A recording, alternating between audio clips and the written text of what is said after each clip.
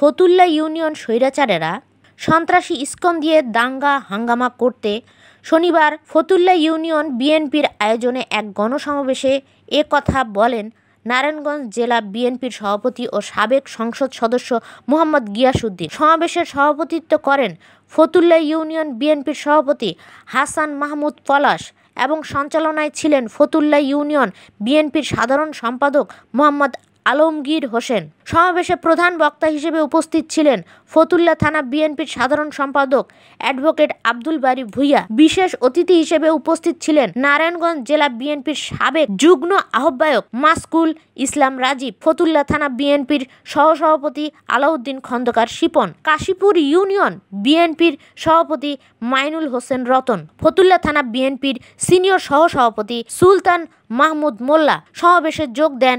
এই সময় উপস্থিত ছিলেন জিয়া মঞ্চের ফতুল্লা থানার আহ্বায়ক মামুন হোসেন মামুন, উপস্থিত ছিলেন জিয়া মঞ্চের যুগ্ম আহ্বায়ক মোহাম্মদ আলফাজ উদ্দিন বাজু, আরও উপস্থিত ছিলেন যুগ্ম আহ্বায়ক মোহাম্মদ শাহাবুদ্দিন, উপস্থিত ছিলেন ফতুল্লা থানা জিয়া মঞ্চের সদস্য আব্দুল সাত্তার, সংসদ সদস্য আনোয়ার হোসেন।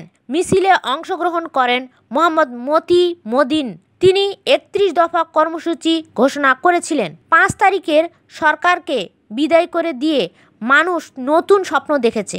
দেশকে সংস্কার করতে হবে। অন্তর্বর্তীকালীন সরকার মনে রাখতে হবে, যতটুকু সংস্কার করলে দেশে আইনের শাসন প্রতিষ্ঠিত হবে, মানুষের মৌলিক অধিকার পূরণ হবে, ততটুকু সংস্কার করে নির্বাচন দিতে হবে। নির্বাচনের রোডম্যাপ দ্রুত দিতে হবে। কোনো প্রকার ষড়যন্ত্রে নির্দলীয় অন্তর্বর্তী সরকারকে পা দেয়া যাবে না।